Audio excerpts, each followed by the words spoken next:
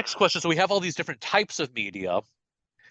Now, my next question, this will very much, depend on course to course, instructor to instructor, but how much media seems just right when you're supporting a course? This is one of the most common questions I get, and it's always a tough one. And I Yeah. think it's tough because there's really no right answer or Hmm. like exact formula that I can give somebody. And I think the answer is sort of in the question that is the just right. And I think it comes down to when you're working through, like, I think a really critical part of the process of course development and media development Hmm. for a course is working through like the alignment map and Yes. Yep. figuring out. I think if you are using media content in a way that is in service of the learning objectives, Hmm. and especially too if it can be sort of not duplicative of other resources or functions in the course, Oh, yeah. you're adding new value or addressing an issue that is something isn't already addressed. Hmm. So you're picking things that are effective. You know that um, what you're deciding to make media content about, or what you're creating is purpose driven. To me, then you are going to end up at a place where it is just right.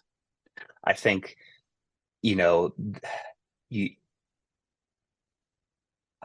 I think a course could, in theory, be completely just text based, Hmm. Yeah. and it'd be very very effective. Um, but I think bringing in a little bit of media content is good, but I don't think it should be one of those things where it's just bringing it in to bring it in.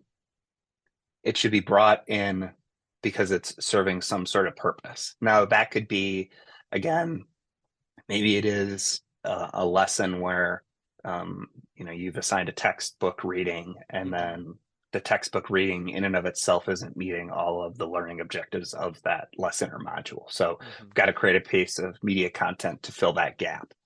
Yeah. That's great.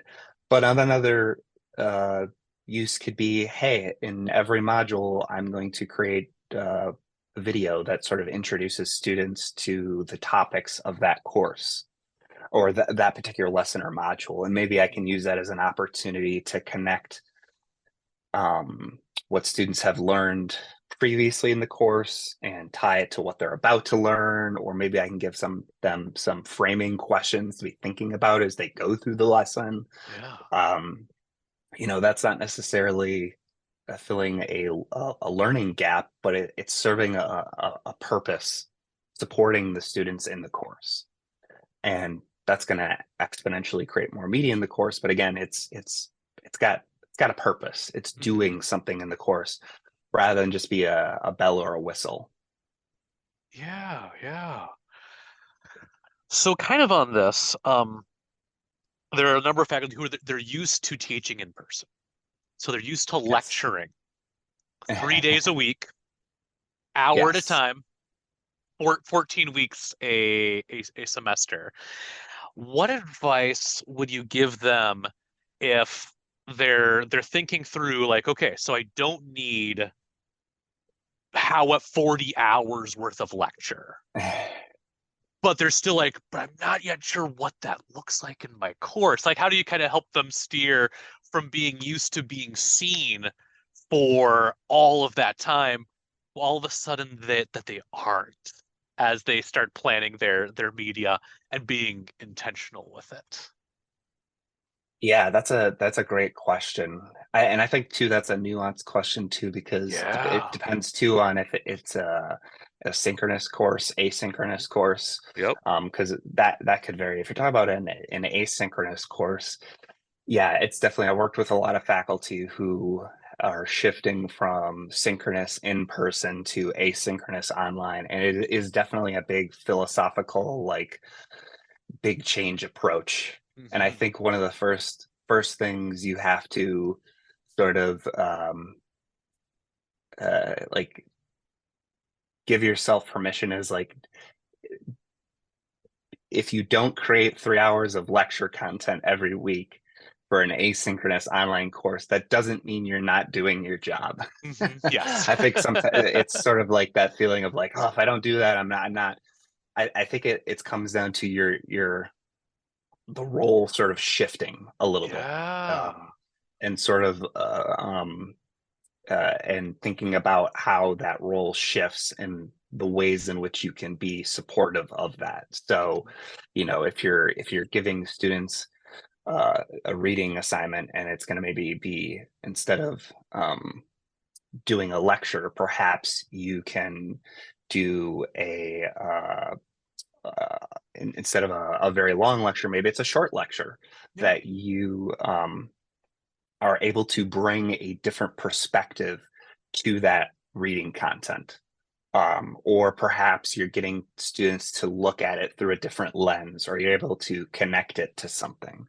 And so I think that's where you can bring value in that situation. And, it's definitely a shift. Um, so that would be my advice. And also too, thinking about it's more of a detailed thing, but thinking about, if you are creating that content, thinking about how you can make it green, how it can last a lot longer. So that way, Mm.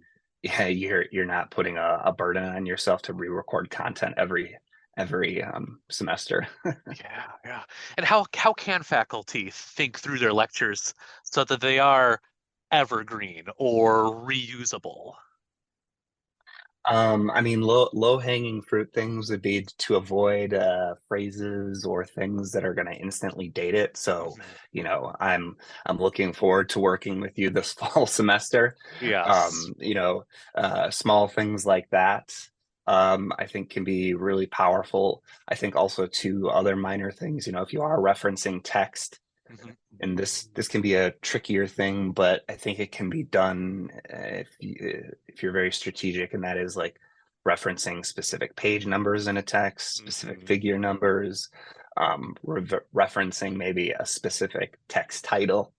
So thinking about how you know uh, students are going to view your content in the context of the course as a whole. Mhm. Mhm. That's the glue that holds everything there. They're not going to be watching something in a vacuum. Yeah. So I think small things like that, and then also just um, focusing on like the core. Um, like if you were going to do a supportive small lecture, Mhm. again, it's a foc- focusing it through the lens of the core topics rather than framing it around the specific text, because Mm. the core topics of the course most likely won't shift necessarily. Obviously depends on the Mhm. course, Yep, yep. but um but the text might change. So you don't want you want to think about, okay, if this is a house of cards and I pull out Mhm. the card of the text or some other thing, is it all going to collapse on itself? Yeah. Yeah. No, this is great. These are great takeaways. In our next video, Nick offers advice for people creating and supporting those who create instructional media.